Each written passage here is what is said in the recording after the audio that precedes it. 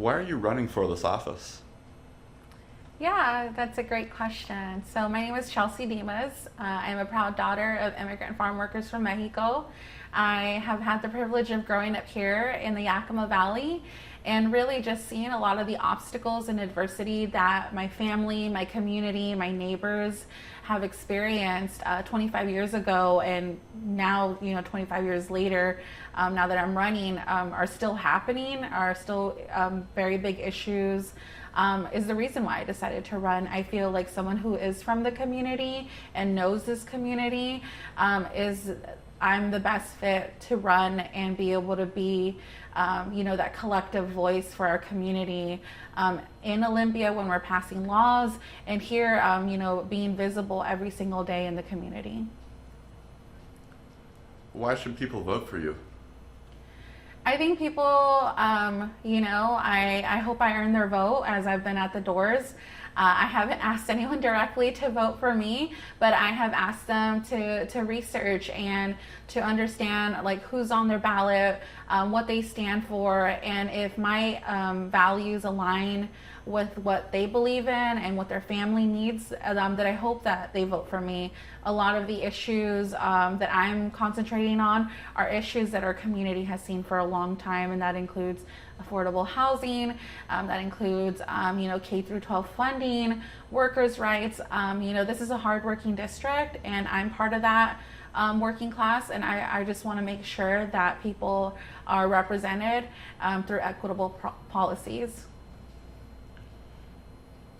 What is your reaction to the attempted assassination of Donald Trump 3 days ago?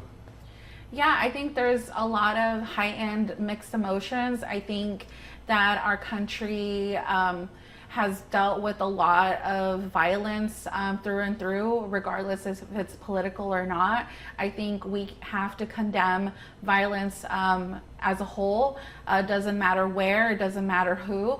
And I think this also brings up the issues that other parts of the world are facing. There's currently the ongoing conflict in the Middle East with our Palestinian community members, and I believe that if we're going to condemn this violent act, then we should condemn all violence acts, including the atrocities that are currently being committed against Palestinians. How will you unify voters and people inside of your district? I honestly think that with a lot of the work that I've been a part of through just my community advocacy and the different capacities that I work in, whether it's a human rights commissioner, whether it's through my organization Raices, or as a volunteer with UFW and all of these capacities, I think there is a common theme here, and that our community is very hopeful. They want change. And they want people that are in these positions of power to truly be there to work for them. So I think there's already unity happening as we speak. And I think as long as we continue to work together and find common ground on the things that this district really needs, is how we're going to continue to unite as a community. What are the 3 biggest issues that you think face the voters inside of your district? Yeah, I think that's a great question. There's definitely a lot of things that need work. But really what I've been hearing a lot on the doors, people are worried about the cost of living. They're worried about having to choose between paying their rent, paying their power bill, what are they going to put on the table for their kids. So I'm really interested in exploring things like, for example, last legislative session, there was a rent stabilization bill that was being considered, and unfortunately it didn't pass. So I'm open to looking at ways where we can keep people in their homes, whether they rent or they own. As a renter myself, I definitely feel these impacts of ongoing costs going up, and I think we need to, work together to ensure that our working class is not being left behind.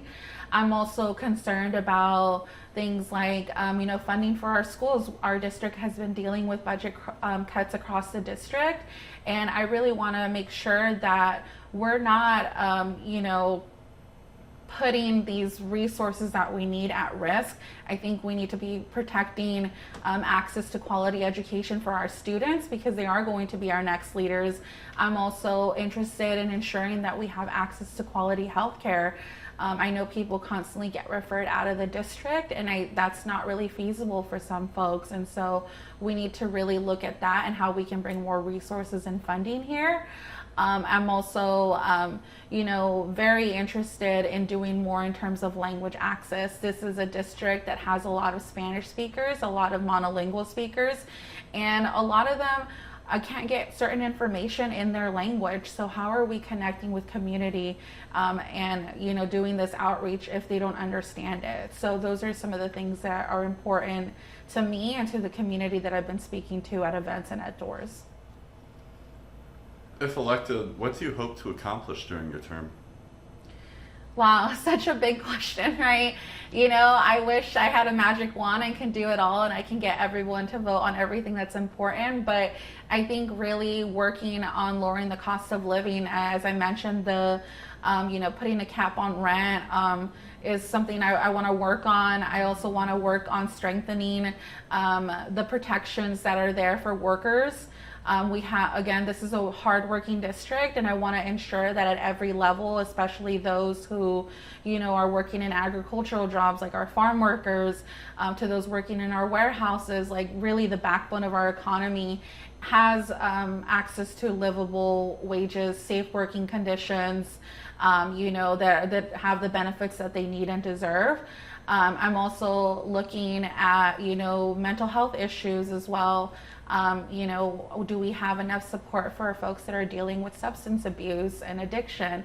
There's such a large range and so many important things, and I'm hopeful that I can work together with all stakeholders and especially our community on ensuring that my priorities reflect what's important to them. Will you accept the results of this election?